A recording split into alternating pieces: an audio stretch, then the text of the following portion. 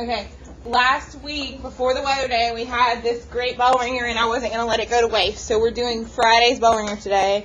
It says in the figure, line L is parallel to line M, line AC is parallel to line BD, and name all the pairs of angles for each type of angle, each type indicated. So alternate interior, 6 and 4 would be alternate interior. So would 2 and 8.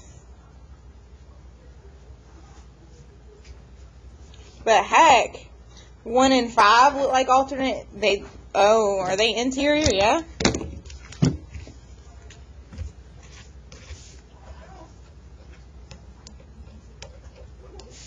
And 3 and 7 look like alternate interior. So I've got a list of 4 different pairs. I'd said 1 and 5, 6 and 4, 2 and 8, 3 and 7. But that's just dealing with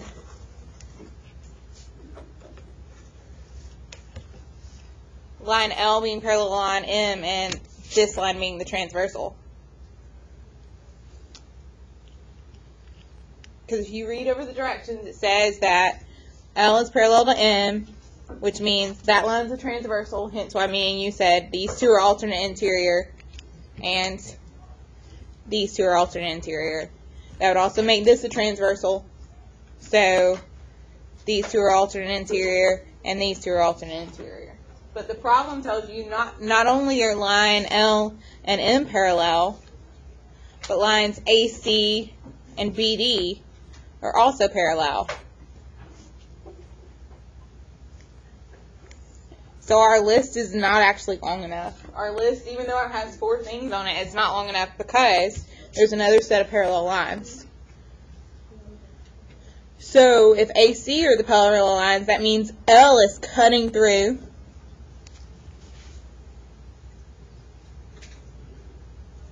but alternate interior, I don't see anyone alternate with my list. I got 6, 1, 2, 7.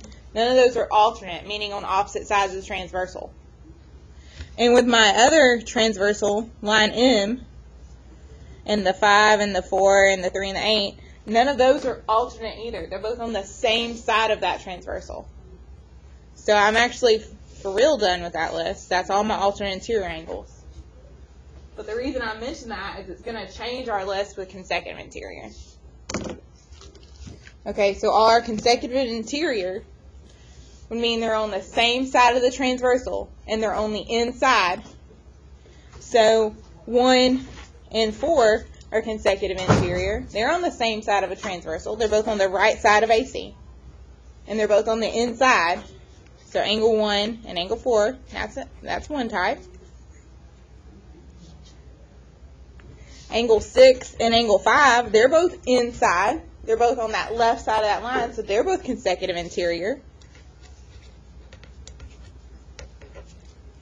And then 7 and 8 are both consecutive interior. Same side of the transversal, both in between the two lines, L and M. And then 2 and 3 are also consecutive interior.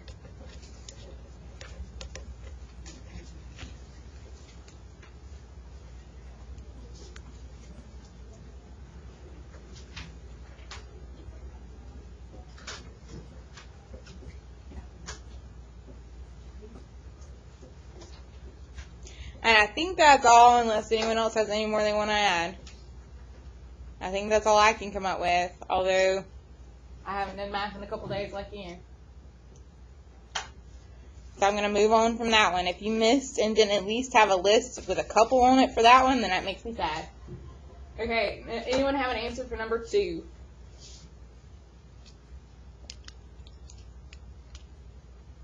Someone foiled it out and got an answer.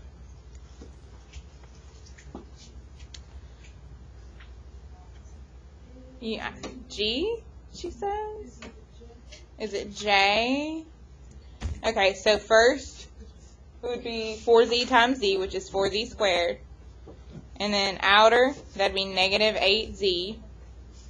Inner would be 3z. And then last would be negative 6. So I get 4z squared, and then if I combine those two middle terms, because they're like, you get negative 5z, and then minus 6. So I do get j. Now, if I was guessing, I wouldn't have guessed f or g, because most of the answers had 3 terms. And then it looked like 6 kept popping up, and so did 5. So I would have not guessed h. I was going to either guess j or k to begin with. And I probably should have guessed j, because all the others are negative for that term. Why would I pick the one that's like a positive 5z? Everyone else had negative for the next second term. So I think I could have guessed my way into that one.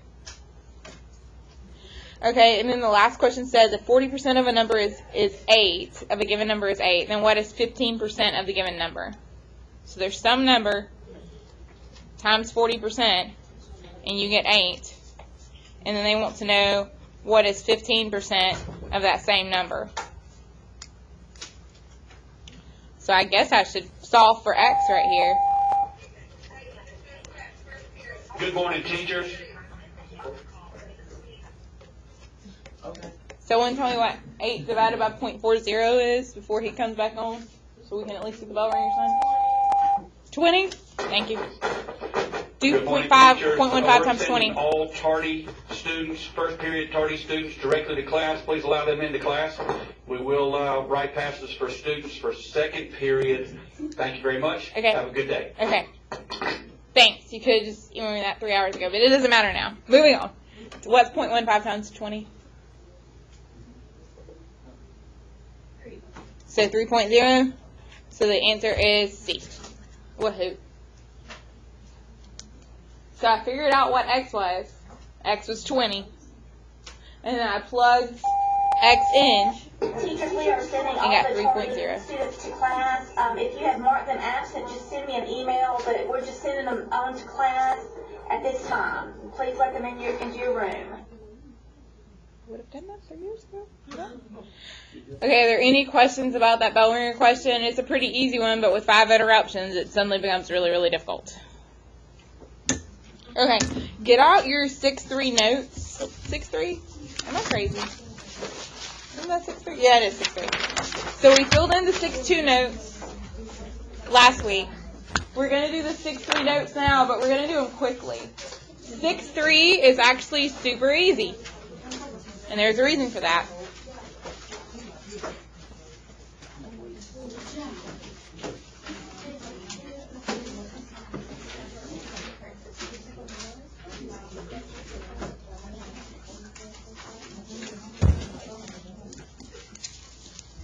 Okay, has anyone lost their notes and needs a new copy? Okay, I'm going to go over these really quickly, and honestly, there's not much new information to learn. So 6-2, we learned 3 things. What were the 3 things we learned in 6-2 about parallelogram? Opposite sides are congruent. Opposite sides are congruent. Consecutive angles are supplementary. Diagonals bisect. Those 3 things are still listed on the board, and if you don't remember those 3 things, you didn't really understand 6-2.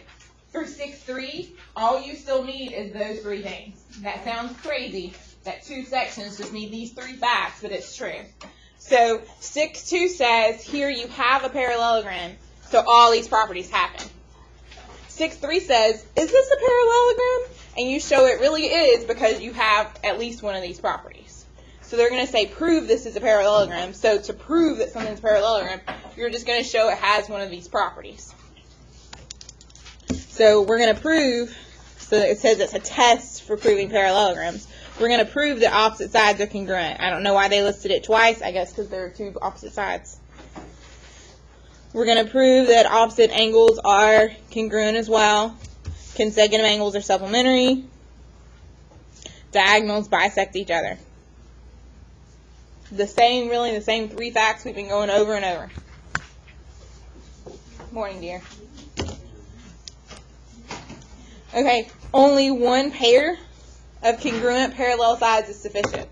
You don't have to show, I mean, you can overkill it and show everybody is equal. You can show that FG and JH are both 14, and then you might can measure it and show that FJ and GH are also 23 or whatever, but you don't have to. As long as 2 of the sides are congruent, you can assume both pairs of sides are congruent. So this one says determine if the parallelogram shown is determine if the quadrilateral shown is a parallelogram, justify your answer. Well, we could say, I want to say yes because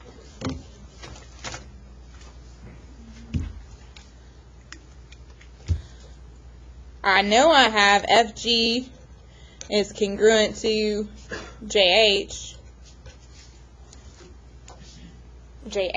Miss Compton, don't you know your alphabet this morning? So I know I have opposite sides congruent.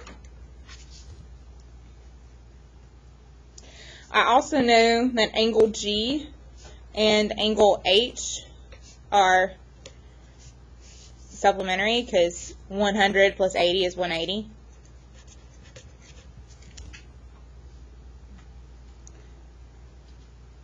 So because I have the opposite sides congruent and I have consecutive angles supplementary,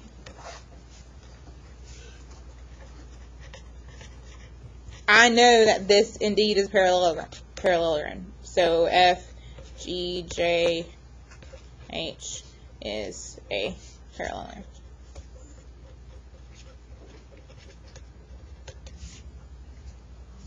Should have named it HJ. Just one of those days today.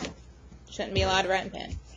F, G, H, J. F, G, H, J. So again, 6-3 is when they say, is this a parallelogram? And you just have to show you have a couple of these facts to prove that the shape you're given really is parallelogram. So on the next one it says FK is 3x minus 1. KG is 4y minus 3. JK is 6y minus 2. KH is 2x minus 3. Labeling, ooh, Lord, help us all. Labeling each of these little pieces of the diagonal is the hardest part in the problem. Because it says, find x and y so that the quadrilateral is a parallelogram. Okay, and this is what I asked you all last week. What they gave me. Did they give me something with the sides? Did they give me something with the angles? Or did they give me something with the diagonals? It is definitely the diagonals. And what are the diagonals in a parallelogram supposed to do? Which means they're supposed to be equal to each other. So I'm going to do 3x minus 1 equals 2x minus 3. I'm also going to do 6y minus 2 equals 4y minus 3. The two tiny pieces on the diagonal should be equal to each other. And if you solve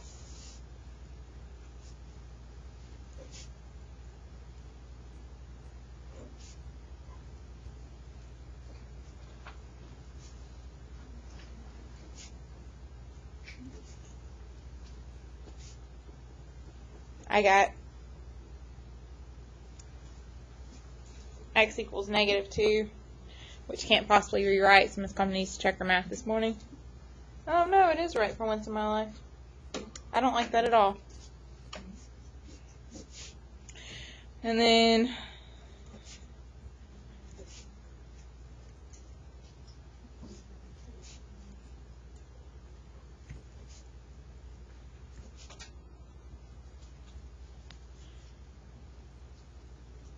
y equals negative 1/2.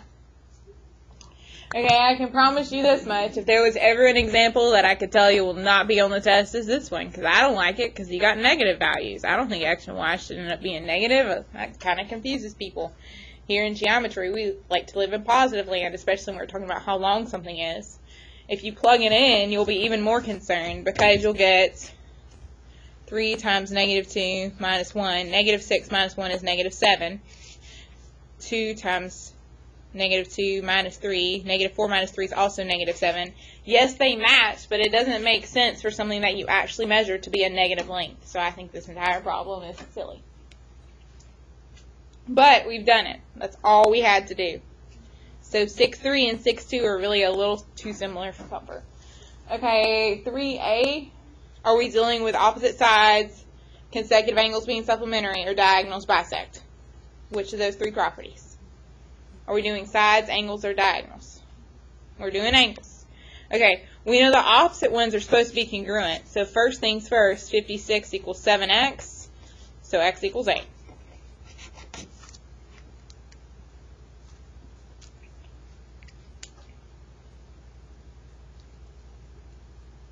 Now if I know this is 56, then I can figure out what I need for this angle, because they're supposed to add up to 180 because consecutive angles are supplementary.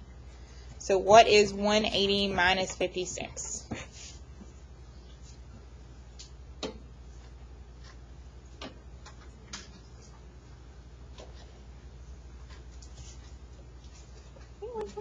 It is 124. Good. So I know this angle should be 124 degrees because these two angles are supposed to be supplementary. They're supposed to add up to 180. So I'm going to do 4y plus 4 equals 124. So I'll get 4y equals 120. So y8 equals 30. Now again, all I'm using is facts that I know about parallelograms. So if this is a parallelogram, then not only are these opposites congruent, but the two on the same side are supplementary. So if we also do the 4y plus 4 equals 5y minus 26. You could do 4y plus 4 equals 5y minus 26. But did you end up getting a value for y?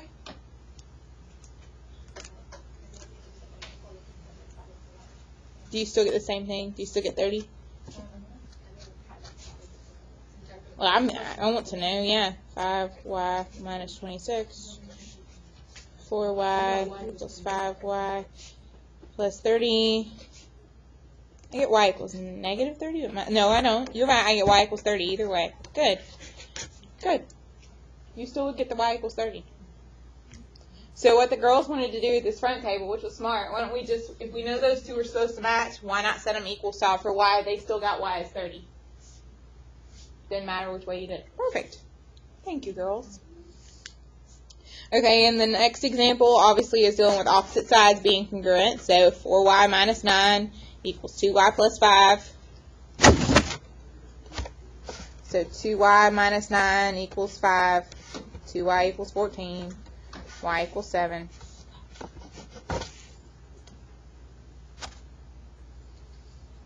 And I can check myself. 2 times 7 is 14 plus 5. Hey, that's 19.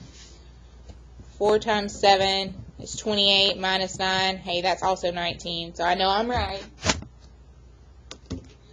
And then I can also do the other pair of opposite sides. 2x, 4 equals 2x minus 2, 6 equals 2x, 3 equals x. I got 3. But then I'm not sure, and I want an A in math class, so I plug it in. 9 plus 4 is 13. 15 minus 2, hey, that's also 13. So I know I'm right. Again, I'm still just using one of these three properties. I'm using opposite sides being congruent and showing that what they gave me really is a parallelogram. I'm making it a parallelogram.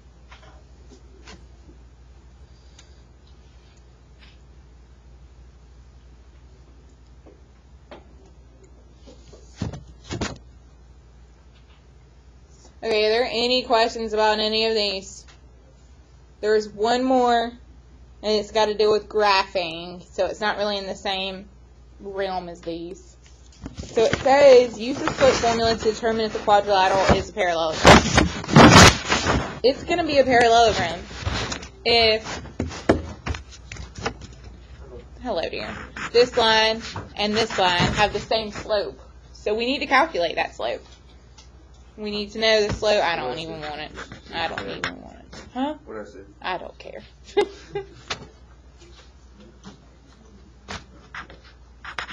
So I need to calculate the slope. Now, if you want to actually figure out the coordinates and plug in the slope formula, of course you can. I'm kind of lazy this morning, so I'm just going to count it and see if they have the same slope. So to go from N up to K, I would go up 1, 2, 3, 4, 5, 6, and to the right one, so 6 over 1, so the slope is 6. I need to make sure that this one has the same slope, so up 1, 2, 3, 4, 5, 6 over 1, yep, it's got the same slope. So I know those two lines are indeed parallel. And then I also need to do the same logic with KL and NM. So to go from K to L, I would go up 1 over 1, 2, 3, 4, 5, 6, 1 over 6. And to go from N to M, I would go up 1 and over 1, 2, 3, 4, 5, 6. So 1 over 6. So I'll end up showing, and my colors aren't very good, but I'll end up showing the two red lines, KN and LM, have the same slope. And I show KL and NM have the same slopes. So since I kept getting 6 and 6 and then 1, 6 and 1, 6, I've shown that I have a parallelogram. Because all the sides are the same slope, so they are parallel. Well, opposite sides are parallel. Okay, the reason we did this one is because if they're going to put one on the ACT, they're probably going to do something like this. Again, they want to test not only does Harrison understand parallelograms, but can he graph. This way they can knock out 2 skills at the same time. That's why they like this kind of a question more so than what we were doing earlier in the notes. Are there any questions about any of these? I think now you're able to handle all the worksheets we discussed. Here, let me stop this recording.